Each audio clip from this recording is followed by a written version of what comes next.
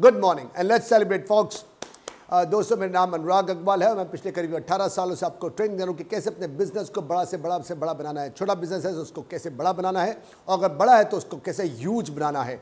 इन courses को अगर आप ज्वाइन करना चाहते हैं तो ऊपर लिखे हुए नंबर पे आप कॉल कर सकते हैं, लेकिन मत भूलिएगा आपको नीचे जो वो सब्सक्राइब बटन है, अगर वीडियो चाहते हैं कि आपको इसी प्रकार से मिलती रहे तो सब्सक्राइब बटन को आपने हिट जरूर करना है, और साथ में जो बेल आइकन है उसको भी आपने क्लिक जरूर करना है। आज जो मैं टॉपिक लेके आया हूँ वो आपकी एक दुखती रग के ऊपर हाथ रखने वाला हूँ मैं, और वो है कि कैसे अपनी पेमेंट को निकलवाएं।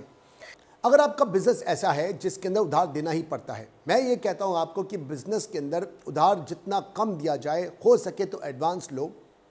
लेकिन अगर आपका बिजनेस ऐसा है, आपका बिजनेस मॉडल ही ऐसा है जिसमें उधार देना ही पड़ता है, मैं मानता हूं कई सारे ऐसे बिजनेस हैं जिसके अंदर उधार देना ही पड़ता है, अगर है तो आपको अपने कस्टमर को अपनी टर्म्स एंड कंडीशन को पहले से बताना है। आपको शर्म किस बात की है? आप लोग शर्माते हो, आपको डर लगता है कि अगर मैंने पेमेंटों के लिए ज़्यादा मैं फर्म हुआ, ज़्यादा मैंने अपनी कंडीशन बताई तो मुझे ऑर्डर नहीं मिलेगा।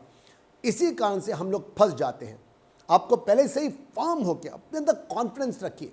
अगर आपके अंदर कॉन्फिडेंस नहीं है, आपकी सेल टीम के अंदर, आपके मार्केटिंग एग्जीक्यूटिव के अंदर, या आपके जो डिस्ट्रीब्यूटर्स हैं, एजेंट्स हैं, अगर उनके अंदर कॉन्फिडेंस नहीं है तो ये बहुत घातक होगा। बाद में इसी बात का फ़ायदा जो है वो आपका कस्टमर उठाएगा। फर्म रहिए और उसको बताइए आपकी क्या क्या टर्म्स एंड कंडीशन है।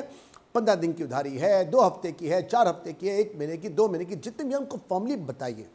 पेमेंट का डिले होना आपके लिए बहुत मुश्किल क्रिएट करता है, आपका हार्ट टाइट होता है, आपको बार बार फोन करना पड़ता है, बार बार विजिट करनी पड़ती है। पेमेंट के डिले होने से आपका टाइम ज़ाया होता है। अब क्यों नहीं स्टार्टिंग में इस बात का ख्याल रखते हैं कि आप डील करेंगे उसी इंसान से जिसकी पेमेंट अच्छी है। आज ऐसी कलेक्टिंग एजेंसीज हैं जो आपको रिपोर्ट बना के देती हैं। मैंने अपनी पीछे भी एक वीडियो में बताया है कि आपको जब भी जिस भी जगह पे जाके, जिस भी फील्ड में जाके आपको माल सप्लाई करना है, तो उसी जगह के अगर आप बाकी वेंडर्स के जो उसके कंपेटिटर्स हैं वहाँ पर जाके अगर आप रिपोर्ट को पता करोगे, रिपोर्ट लगाओगे, आपको बहुत जल्दी पता लग जाएगा कि उसकी जिससे आप डील करना चाहते हो उसकी पेमेंट ठीक है या नहीं है। आपके लिए रिपोर्ट को तैयार करना, अगर आपके बिजनेस में उधारी चलती है, पेमेंटें चलती हैं, तो आपको ये पता करना बहुत ज़रूरी है। रिपोर्ट को तैयार करिए ताकि आपका समय और पैसा बचे। You have to choose the best paymaster, वही इंसान जिसकी पेमेंटें सही टाइम पर आती हैं, चाहे वो माल कम ले, चाहे कुछ भी हो। ऐसे इंसान के साथ में आपने डील नहीं करना है जिसकी पेमेंटें डिलेड हैं, नहीं तो आपका समय भी नाश होगा और आप बिजनेस के अंदर बहुत ज़्यादा आगे बढ़ नहीं पाओगे। आप लोग अपने गुड्स तो देते ही हो, सर्विसेज देते हो, लेकिन साथ में आप लोग की पेमेंट टर्म्स होती है 30 डेज़ की, 45 डेज़ की, 60 डेज़ की, और आप जानते हो कि पेमेंट तो मैं कुछ भी कर लूँ 2 महीने के बाद आएंगी। आप लोग अक्सर अपने जो इन्वॉइसेस हैं वो आप लेट भेजते हो, माल को भेज देते हो। इन्वॉइसेस आप या तो एक एस्टिमेशन पर या किसी एक चालान के ऊपर आप भेजते हो। आपको ऐसा करना ही नहीं चाहिए, लीगली भी ठीक नहीं है ये। किसी भी हालत में आपको इनवॉइस हाथ के हाथ भेजो। अगर आपने अपना इनवॉइस जो है वो 30 डेज़ के बाद, 45 डेज़ के बाद भेजोगे तो ऑब्वियस सी बात है वो डिले होगा ही होगा। जैसे ही आप माल भेजते हो, कोई चालान पे नहीं, किसी भी ढंग से नहीं, आपको इनवॉइस उसी वक्त भेजना है। स्टार्टिंग में जब आप उससे डील करते हो तो आपको उसकी औकात को फिक्स करना है। आपने पहले से डिसाइड करके रखना है कि मुझे इसको 1 लाख का, 5 लाख का, 10 लाख का, 50 लाख का, 1 करोड़ का, कितने का मुझे उधार देना है, और इसकी लिमिट जो है मैं कम से कम 5 ट्रांजैक्शन से पहले मैं क्रॉस नहीं करूंगा। ये लिमिट मैं उसको ज़्यादा नहीं दूंगा, बढ़ाने नहीं दूंगा, क्योंकि 5 ट्रांजैक्शन तक आपको उसका बिहेवियर, उसका तरीका सब पता चल जाता है। तो बेहतर है कि आप उसकी लिमिट को लगा के रखो, या हिंदी में जैसे कहते हैं उसकी औकात को जांच के रखिए, और कम से कम 5 ट्रांजैक्शन तक उसकी औकात से जो आपके क्रेडिट लिमिट है उसकी बढ़ानी नहीं है। अब आप उस जगह पे पहुंच चुके हैं जहां पर आप माल सप्लाई कर चुके हैं। 30 डेज़, 45 डेज़, 60 डेज़ जो आपने डिसाइड किया था वो क्रॉस हो चुका है, और आप जानते हैं कि पेमेंट डिले हो रही है। अब यहाँ पर आपको कहना चाहता हूँ कि आप लोग को ये जो रिमाइंडर्स हैं, पीरियोडिकल रिमाइंडर्स आपको देने हैं, आपको फॉलोअप सिस्टम आपके पास होना चाहिए। ये एक ऐसा तरीका है जो अगर आपके बिजनेस में मिल जाए, अगर पीरियोडिकल रिमाइंडर्स जाएं और फॉलोअप सिस्टम बहुत बढ़िया हो तो पेमेंटें सही टाइम पर आ सकती हैं। और ये फॉलोअप, ये पीरियोडिकल रिमाइंडर आपको स्टार्टिंग से ही देने हैं, डायरेक्टली, इनडायरेक्टली, इस ढंग से जिससे कि वो इंसान को बुरा भी ना लगे और उसकी पेमेंट जो है वो सही टाइम पर आ जाए।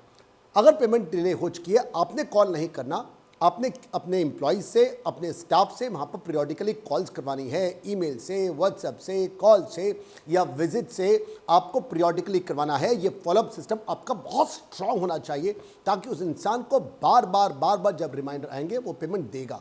पेमेंट निकालने का सबसे बढ़िया तरीका फॉलोअप सिस्टम ही होता है। आपने ख्याल रखना है, कभी भी आपने ऊंचे स्वर में, आपने तेज तरार हो करके, गाली गलौज कर करके अगर आपने किया तो समझ लेना आपका अगर 2 करोड़ रुपये है तो उसमें से एक गाली की कीमत 1 करोड़ रुपये हो जाएगी और 2 गाली में आप पूरा का पूरा पैसे को राइट ऑफ कर सकते हो। ख्याल रखिएगा, आपने किसी भी हाथ में ऊंचा नहीं बोलना, ऊंचा बोला अपना ही पैसा आपका पराया हो जाएगा। Leniency for once will set a landmark for future. आपने एक बार भी लीनियंसी की, एक बार भी आपने डिलेड पेमेंट एक्सेप्ट की, एक बार भी आपने उसको फॉलोअप डिले किया नहीं कि उसके बाद से आप हमेशा के लिए वही आपकी पेमेंट टर्म सेट हो जाएंगी। आपने कहा उसको 30 डेज, उसने दिया 60 डेज में, आपने एक्सेप्ट कर लिया, कुछ नहीं कहा तो अगली बार भी वो 60 ही होगा, बल्कि 70-80 ही जाएगा। आपने एक बार भी लैटिट्यूड दिया नहीं कि आप गए काम से। अच्छा, फिर मैं आपको कहता हूं कि आपको चाहिए कि आप उसके जो नेबर हैं उनके साथ में आपके रिलेशन अच्छे हों। जब भी आपके रिलेशन उसके नेबर के साथ में अच्छे होंगे, उसको पता होगा हर इंसान को इज्जत प्यारी होती है जब उसको लगता है कि उसके नेबर उसको जानते हैं। इंसान अपनी इज्जत को बचाने के लिए नेबर के जानने पर, आपके उससे अच्छे रिलेशन होने पर वो आपको पेमेंटें देता है। ये भी एक बहुत बढ़िया तरीका है। इंसान को अपनी इज्जत सबसे ज़्यादा प्यारी होती है और इज्जत हमेशा इंसान की नेबरहुड में ही होती है। तो उनके नेबर्स के साथ में अच्छे रिलेशन बना के रखो, बढ़िया तरीका है, काम आएगा। हो सकता है कि आपके कस्टमर के पास वाकई में कोई प्रॉब्लम हो सकता है उसकी जो पेमेंटें आने वाली थी वो ना आई हो सकता है उसको कोई नुकसान हुआ हो सकता है कि वो उसका हाथ जो है वो टाइट हो गया हो, रीज़न जेन्युइन भी हो सकता है। अगर ऐसा है तो बी अ गुड लिस्नर, उससे बात कीजिए, उससे पूछिए क्या कारण क्या है। आपके कस्टमर का कई बार ये भी बहाना होता है कि मुझे बिल नहीं मिला, बिल मेरा खो गया, मुझे रिकंसाइल करना है। अगर बिल उसको नहीं मिला, बिल उसका खो गया, उसको रिकंसाइल करना है, जैसा भी करना है, इमीडिएटली जैसे आप उसका बहाना, उसका एक्सक्यूज सुने, फौरन बिल को आप पोस्ट कीजिए या उसको मेल कीजिए इमीडिएटली। ये डिले आपके लिए घातक होगा। आपने डील करते हुए मान लीजिए डिसाइड कर लिया कि मैंने उसके साथ में धंधा नहीं करना, बिजनेस नहीं करना। आपने सोच लिया आपने, लेकिन आपने उसको नहीं बताना, क्योंकि अगर आपने उसको बता दिया अपने बातों से या अपने हाव भाव से, अपने फेशियल एक्सप्रेशन से, कहीं से भी अगर आपने उसको बताया या कन्वे हो गया उसको कि आप उसे धंधा नहीं करने वाले, तो बहुत बड़ा कारण हो जाएगा पेमेंटों को स्टॉप होने का, पेमेंट को और डिले या फिर एकदम से पेमेंट नहीं मिलने वाली। किसी भी हाथ में आपने उसको बताने नहीं देना, कोई इंक्लिंग नहीं देनी कि आपने उसके साथ में फ्यूचर में, भविष्य में उसके साथ में धंधा नहीं देना, ये इशारा उसको नहीं देना। आपने ख्याल रखना है कि ये पेमेंटें जो निकलानी है ये आपकी टीम निकाले, आप ना निकाले, आप सामने ना आए।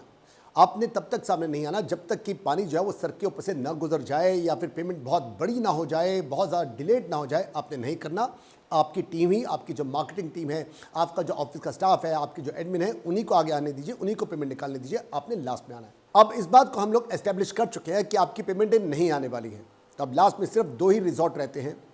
पहला है कलेक्टिंग एजेंट्स। आपने देखा होगा लोन को लेकर के, क्रेडिट कार्ड को लेकर के, टेलीफोन मोबाइल के बिल्स को लेकर के, ऐसे कलेक्टिंग एजेंट्स होते हैं, ऐसी एजेंसीज होती हैं जो आपको फ़ोन कर करके बार बार तंग कर करके आपसे पेमेंटें निकलवाती हैं। इस बात के वो लोग 10%, 20%, 25%, 30% कमीशन चार्ज करते हैं। अगर आपके पास कोई और रिजॉर्ट नहीं है, कोई और तरीका नहीं है, तो आप ऐसी कलेक्टिंग एजेंसीज को हायर कर सकते हो।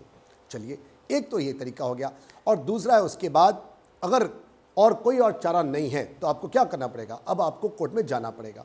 मैं तो ये कहूँगा कि कोर्ट में मत जाओ, आउट ऑफ द कोर्ट आपको सेटलमेंट करनी चाहिए। लेकिन अगर पानी सर से ऊपर गुजर चुका है, कोई भी और तरीका काम नहीं करा, तो लास्ट में आपको करना तो पड़ेगा ही ना। अगर आपकी पेमेंट करोड़ों रुपए की है तो आपको जाना तो पड़ेगा ही पड़ेगा।